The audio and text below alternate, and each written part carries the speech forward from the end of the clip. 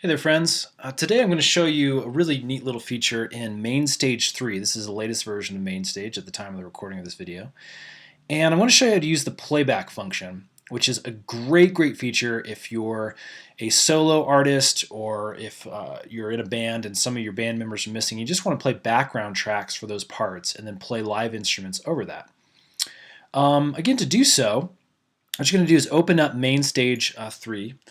And come over here to your options over here in this little menu and click on, I'm just going to do a keyboard, a bare kind of minimum setup to show you how to use the playback function.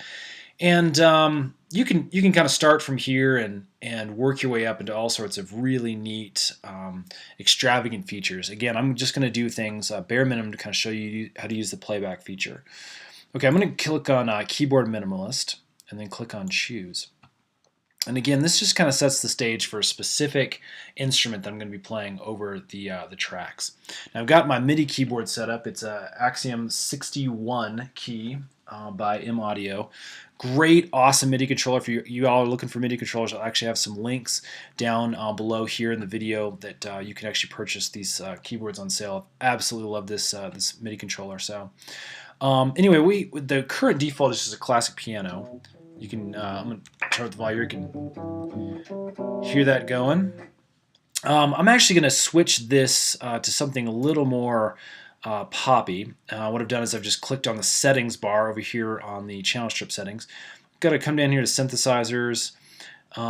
Let's do a lead synth and just go for the nightlife lead. This is kind of a fun. Has some pop to it. I'm going to lower the volume on that just a little bit. Okay, so now that you have your basic keyboard, this is kind of the lead that you might want to be playing over the background track. What we need to do is come over here to the layout mode, and I'm actually going to just create a little bit of space in here by dragging my mouse over and just dragging this down a little bit. You might even want to come over here to the edges and just minimize it a little bit. I'm going to move this up here. In fact, we can delete this for now since we won't need it. And what you're going to do is add a playback control for your background tracks. To do that, you're going to come over here to Grouped Controls and scroll down, and on this bottom layer you'll find a large playback option or a mini playback. I'm just going to use the mini playback just because it's really nice and easy to set up. Nice little functional piece. And yeah, so you have all sorts of different little buttons that you can play with and assign to your MIDI controller for what you want the playback to do. So what I'm going to do, and this actually goes for any kind of setup you have in MainStage, is you need to assign the buttons to your specific controller. So what I'm going to do is I'm going to come over here and click the Assign button, and you can see it turns red. And then I'm going to go over here on my MIDI keyboard, and you can't see this, but I'm actually going to click on the play icon in order to assign that button. So as I click that, you can see it changes, and it's 24 is actually assigned to the playback button on my MIDI controller. Now, something that helps me is actually come down here and I add a hardware label, and I'm just going to put play/stop.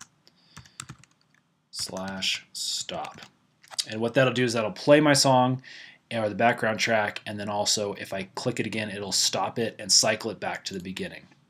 Now you can do the same thing for these other parameters. Maybe you want to say cycle the entire song or fast forward to a specific punch-in point that you have on your track. These are all sorts of different things. Again, you can control. Maybe you want to jump to a chorus or a verse. So these are parameters that you can actually just decide what you want to do in your live performance. That maybe your band messes up and they get off beat, you want to stop it and then jump to a chorus. You can actually assign those things to do that.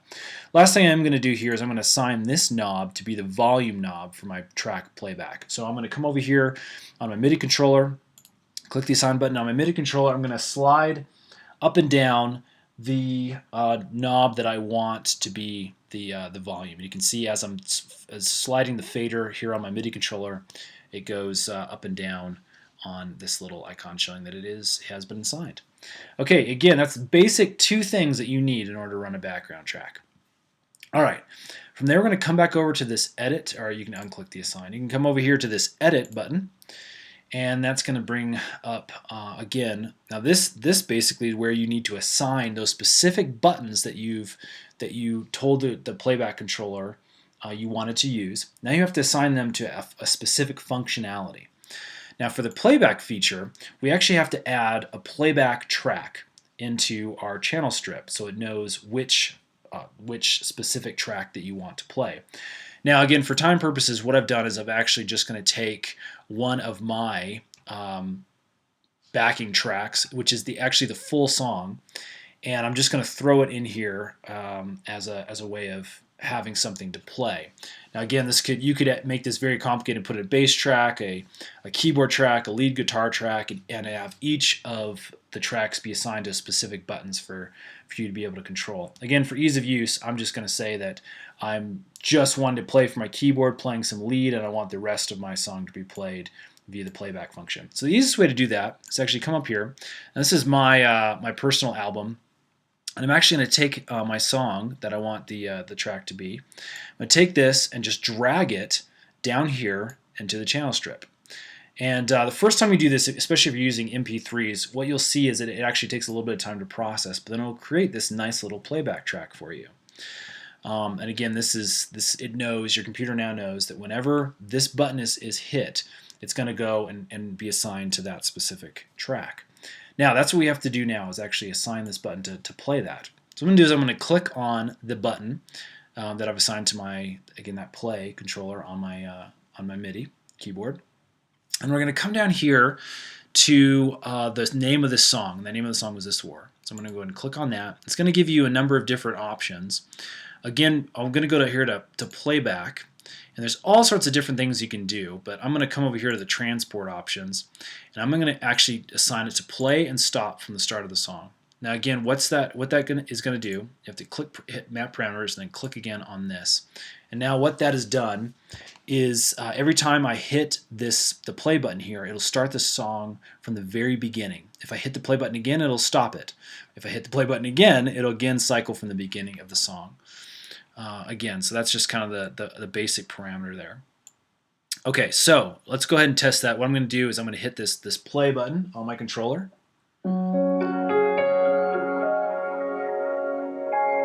Alright, and as you can hear, the song started up just fine. I hit it again.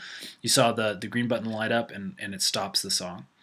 Now, one more thing I want to do is actually assign this volume knob. As you remember, I assigned it to a fader. Well, I have to tell it now in this window which fader I want that to be assigned to. So again, I already have map parameter highlighted. I have this specific button highlighted. What I'm going to do is actually just go down here and click on that specific track. And what it's now done is it's assigned it to the volume fader for my playback. So I'm going to hit the play button on my MIDI controller. And then this is my fader here on my MIDI controller, and as you can see, it's assigned going up and down to be able to control the levels of the volume.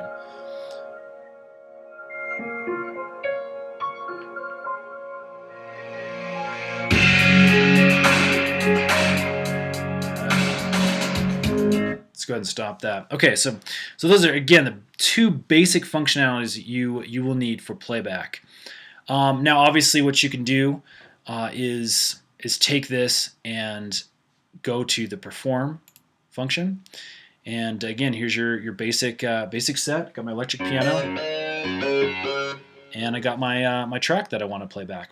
So what I'm going to do now is hit that, just play over it a little bit to show you that the two are functioning normal.